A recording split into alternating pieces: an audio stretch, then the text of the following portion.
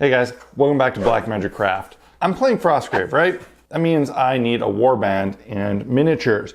Of course, me being me, I decided to run a necromancer wizard and apprentice, and I chose some really rad Reaper miniatures that I modified a bit for those two characters. But for my warband, I went with the cultist box right from Frostgrave. These are made by North Star Military Figures, put out by Osprey, the publisher of Frostgrave. I chose cultists because cultists are cool and they look really evil and awesome, and I really like them. I assembled all my miniatures, played actually a couple games with them just like this, but now I have to paint them. I have 21 miniatures to paint. No, you don't need that many miniatures in a game of Frostgrave. Your warband is 8 figures. Sometimes you have an additional one. Myself, I have a zombie one because of spells and that. But I assembled all 20 from the kit plus my zombie because I want to have options. The thing about Frostgrave is that your warband dies.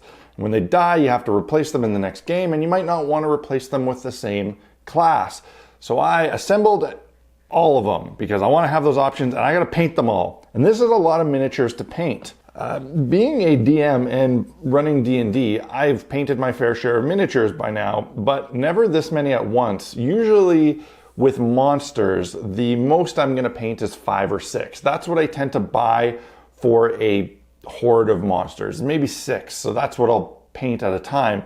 But to paint 21 is a bit of a daunting task for me, especially because I like tasks to be self-contained, and I'd like to make this a video and use it for this week, so I only have 2 days to do it, which I think is reasonable. I think I can speed paint these in 2 days. I am not an expert painter. I don't do complicated techniques. I do tabletop ready miniatures. And that's what this week's episode is going to be. I'm going to share with you my journey trying to make 21 miniatures tabletop ready. Like I said, I'm no expert. I'm just a guy who can get it done. And I'm going to share with you how I go about doing it. First thing I need to do is prime these.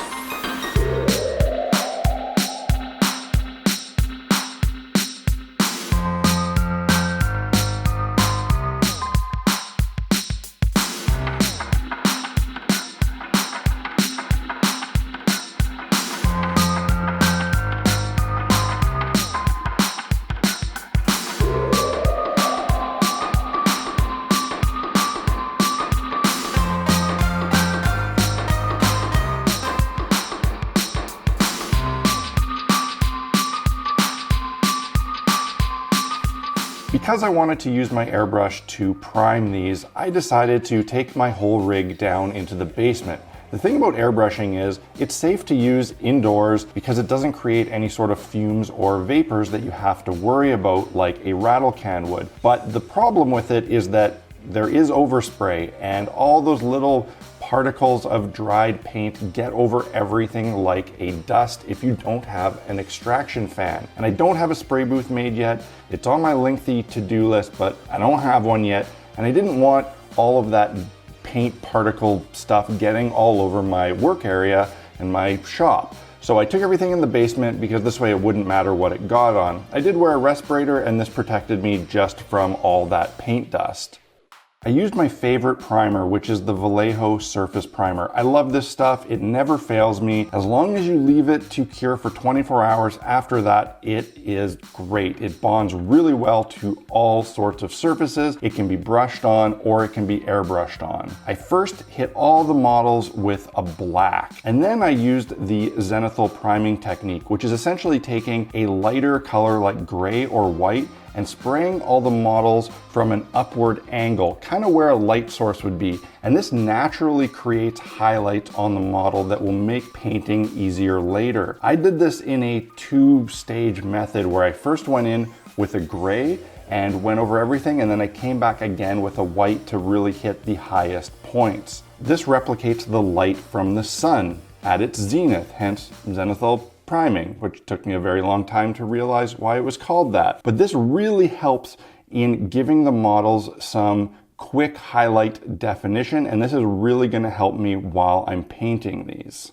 I actually rarely go through the effort of doing this zenithal priming technique, especially in a situation where I'm bulk painting a bunch of minis, but I'm doing it here because I need the help. I want the majority of what these cultists to be wearing to be black robes. Black is one of the most challenging colors to paint on clothing for miniatures. When you're painting minis, you want a distinction of shadow and highlights. You want robes to be lighter in color on the highest points where the light hits it. This is fairly easy to do with colors, but with black, it takes a lot more skill and a lot more of an artistic eye, because you have to work up from shades of gray, and that can make the robes look gray instead of black if you don't do a good job. I'm not that great at it, so I'm taking the lazy way out. Zenithal priming to get all those highlights. Then I'm going to take a black, a quote-unquote black. This is not a true black. This is a purplish brown black, and what I'm going to do is really dilute and thin this paint. Then I'll be able to apply a very thin coating of this color. And what it's gonna do is just tint the highlights. Those highlights are gonna naturally show through, and essentially it'll just be a really lazy way of painting black that actually has some highlights and depth.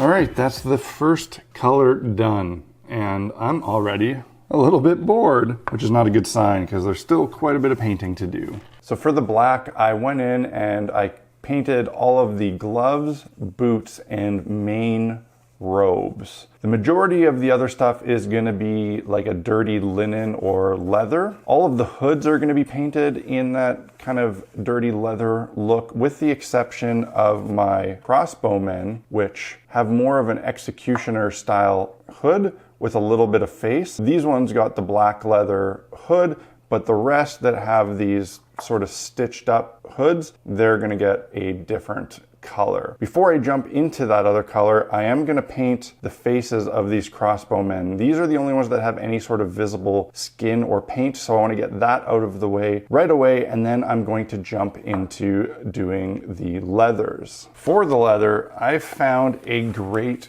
combination, and that's using this blonde highlight from Reaper as the base color. It's a very pale kind of yellow, and then giving it a sepia wash, and that combined makes what looks like a really great yellowed leather, kind of like a sheepskin, so to speak. So I'm going to go in and paint all of the parts that I want to have that look with this blonde highlight color first. Probably going to look a little strange, but it'll all come together once I do the wash.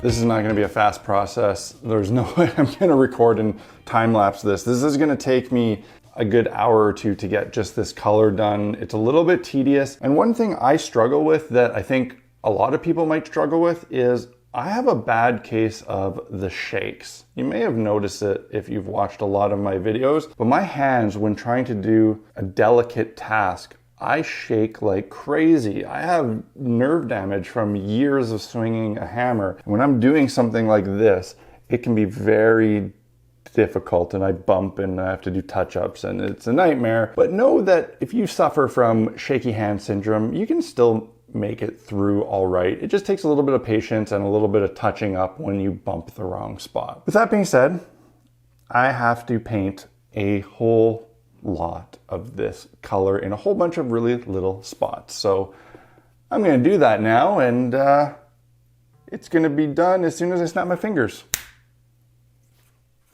And we're all done with the secondary color. And I gotta admit, my eyes are strained, my hands are cramped, and I'm tired. I gotta take a break from painting, and it's actually perfect timing because my buddy is coming over for a quick game of Frostgrave. So I'm gonna take that opportunity to take a break from painting. I'm gonna pop a couple of these guys off their corks, and I'm gonna throw them right into a game. I mean, it's not ideal playing with half-painted minis that I just started today, but you do not give up an opportunity to play a game when you get the chance. So I'm gonna do that, and then I'll come back to painting these tomorrow. I know. Some of you were really hoping I would cut to a scene of us playing Frostgrave. And you know what? Maybe one of these days, eventually, we will film and edit a game of play so you can see what it's all about. But right now we're still figuring out how to play, and it's still a little bit awkward and we're still learning, so we're not there yet. But we had a great game. Last week I played with one of the guys I'm playing with. We played through the living museum scenario from the core rulebook. This week we went through the same scenario but with the other guy that's playing. There's 3 of us playing. So I played through this scenario twice. It was interesting to see how it would play out quite differently, and it did, and it was really fun and really exciting playing the same scenario again. It was a pretty even game. We made off with fairly even amounts of treasure and deaths and all that, and it was pretty good. I felt good because despite playing with models that only had 2 colors painted on them, he only had his primed, so mine were looking pretty decent. Anyways, it's time to get back to painting, but it is far too late right now. So tomorrow I'm gonna put these suckers back on their corks and I'm gonna get back to work painting them.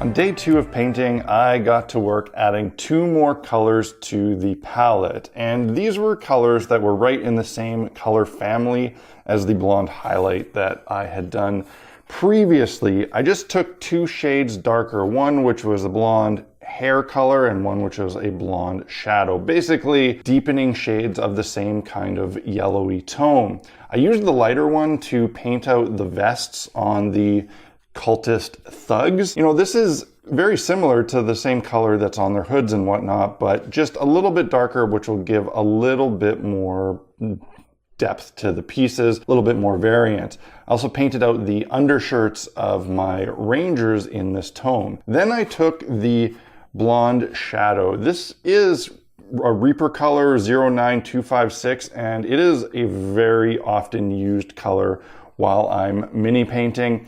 I use it for basically leather and wood most of the time. It's just such a great medium orangey brown that once it has a brown wash put on it, looks fantastic. So I went in and I used that to paint out all of the leathers on the figures, as well as any wood weapons or handles. I also used the blonde hair, the medium colored one, to dry brush some of the texture on my treasure hunter figures because their vests, these models in particular, have some embellishments that I wanted to highlight, and I sure was not going to go in with a detail brush and paint them all out. So I tried dry brushing it, and it did bring out the texture and the pattern, but I'm not sure I liked the color, so to speak. I'm having a bit of a challenge here. My goal, as I said in the beginning, was to paint these out black. I wanted them to be wearing black robes, so I chose a dark purplish brown in the hopes that it would read well as black. And that's what I had done on my Necromancer and Apprentice, and it worked pretty good. But what's happening is because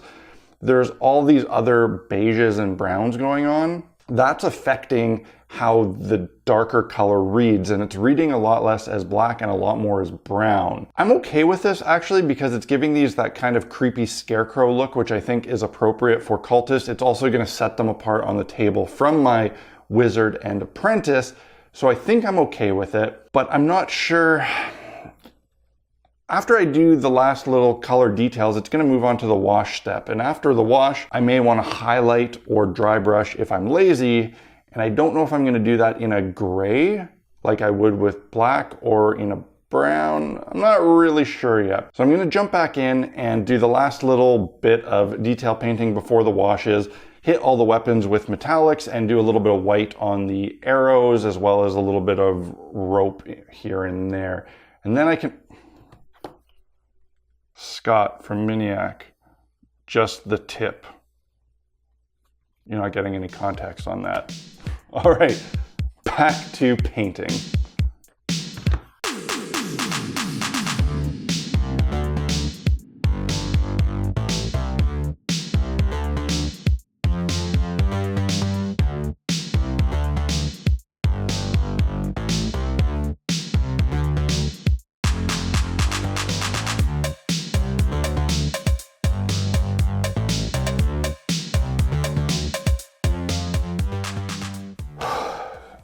That's all the color blocking complete, and I'm glad it's over with because it's not actually the most pleasant experience to sit and paint for this long, especially when you have the shakes. My shakes are really bad today, which has been really fighting against that. But I got all the colors blocked in. I went in with a white and painted all the feathers of the arrows, as well as on the crossbows. I went in and painted out all the rope. Metallics, I kept really simple, just did a gunmetal on basically everything, but also did a silver on some of the blades. I added a little tiny red ruby dot on these treasure hunters. I really didn't like the dry brushing I did on the texture on these treasure hunters, so I actually just decided to say, screw it, and make that part of their outfit metal. Make it look like a bit of armor.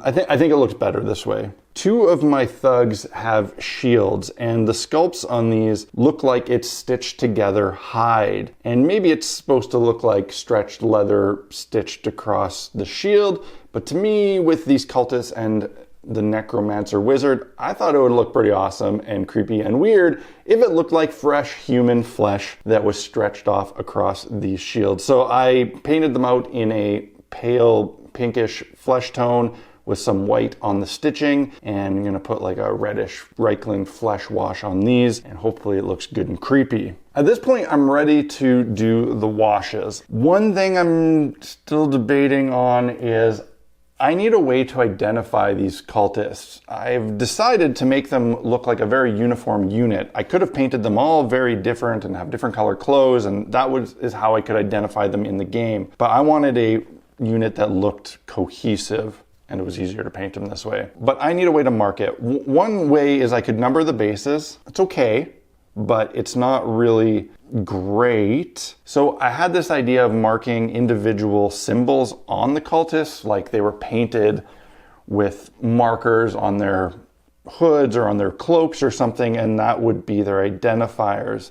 I still haven't decided if I want to do that, and I still don't know. I don't know if it would be better to do that before the washes or after. I feel like I need to make the decision now before the washes so that they don't sit on top of the washes, but maybe I'll do it after. I think I'm going to jump into the washes. Super indecisive here. I'm going to do washes. For the majority of these, all the beiges and tans, they're going to get a sepia wash. I'm going to use this Vallejo Game Color wash. It's the sepia shade, I think it looks really nice on linens and stuff to give it an old aged look. The robes, normally I would do a black on, but I'm wondering if that would be a pointless exercise and it'd be better just to do it all in sepia. We'll see as I'm painting these. So let's jump into doing some washes.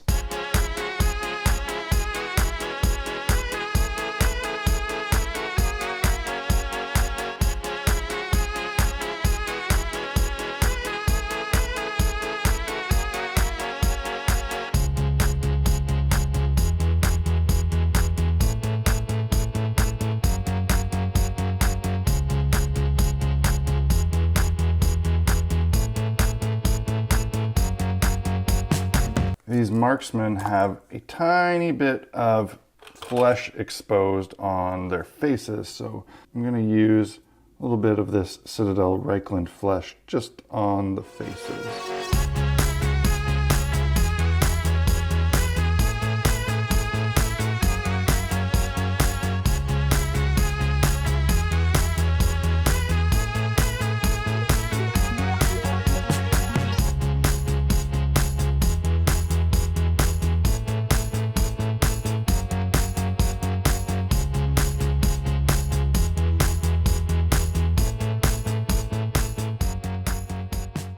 Wash is dry. These are looking pretty decent.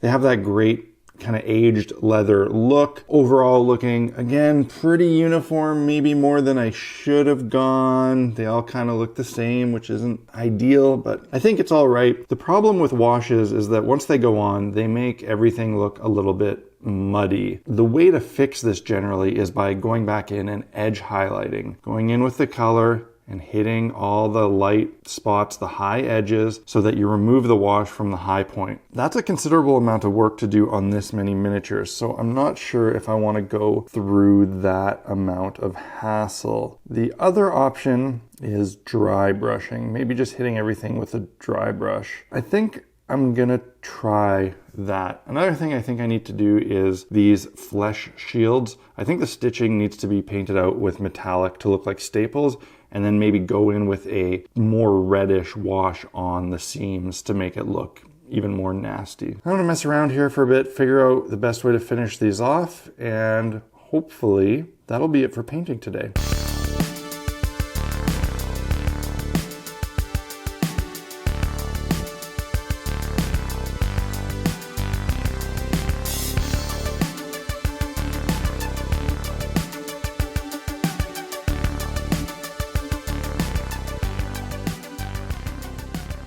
All done painting, I think.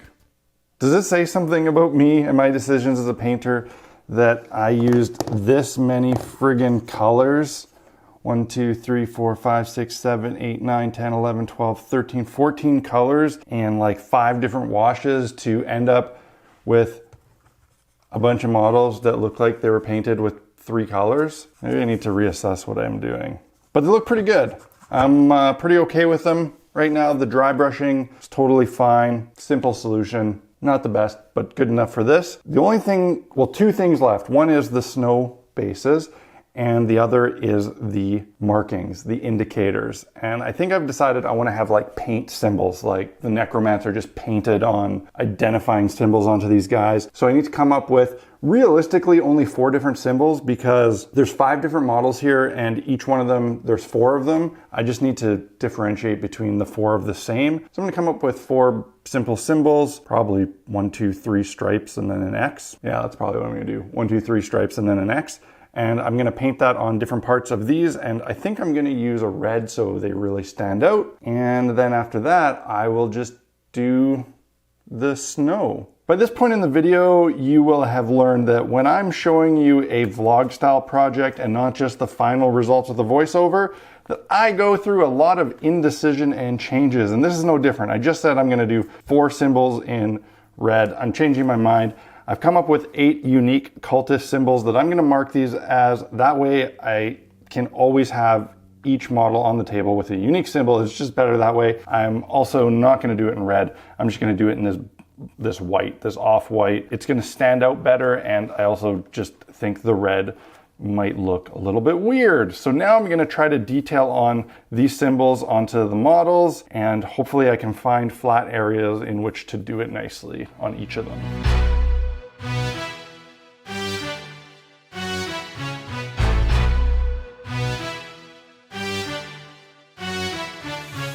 After painting on all the symbols, I kind of realized that they stood out way too much. They were just too bright white, so I quickly hit them with the same sepia wash that I hit everything else with, and that made them blend in.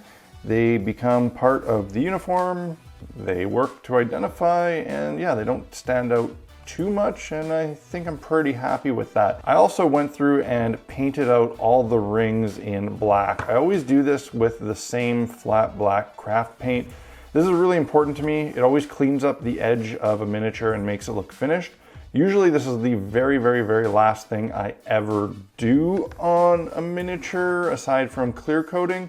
But in this case, I did it before I put down the snow texture. It's a heck of a lot easier to clean snow texture off the base than it would be to clean black paint off the snow texture. For the snow itself, I'm gonna be using a combination of products. I'm gonna be using this weathering paste. It's an acrylic snow from Vallejo, and it has a really nice texture that's easy to apply, create some body to the snow.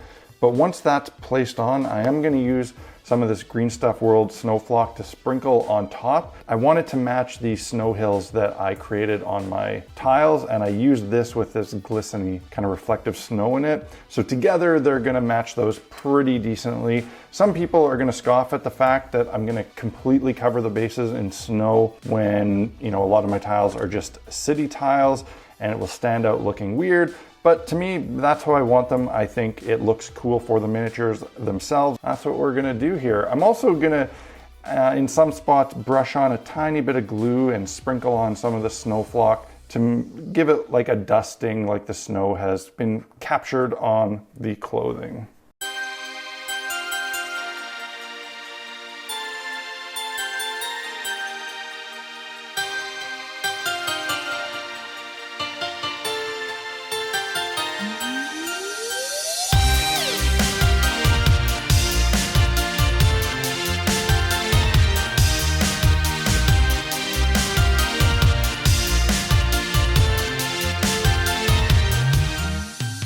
Snow is all complete, nice and dry and hard. I realized while doing it about midway through, a better technique for getting the snow on the miniature's clothing was to, instead of just brushing on some glue or varnish and sprinkling on snow flock, to instead take some varnish. I took some of this water-based matte varnish and I mixed it into a paste with that snow flocking, and I brushed it on. This allowed me to gather chunks of this snow flocking on clothing in a way that looked pretty good, and it dried really hard and secure rather than looking like a dusting of fine powder. To me, this really looks like these creatures are rising and walking within this snow. I am about to put a varnish on these guys. In retrospect, it may actually be a good idea to do the snow technique afterwards with a gloss varnish so it looks kind of wet, but I do like the idea of locking it in place first and then spraying the final varnish coat on. For the final varnish, I'm gonna break out my airbrush and I'm gonna use this Vallejo water-based acrylic resin varnish. I am gonna be using a satin varnish here. A lot of people prefer a totally matte varnish. I'm a bit of a weirdo and do prefer a tiny bit of sheen to my miniatures. Definitely not gloss, but a tiny bit of sheen gives it a nice little look and enhances the color. And I've noticed that after a while in time, the sheen is actually dulled. So it's only temporary. And I think this holds up better to a lot of handling than just a matte varnish. So let's spray.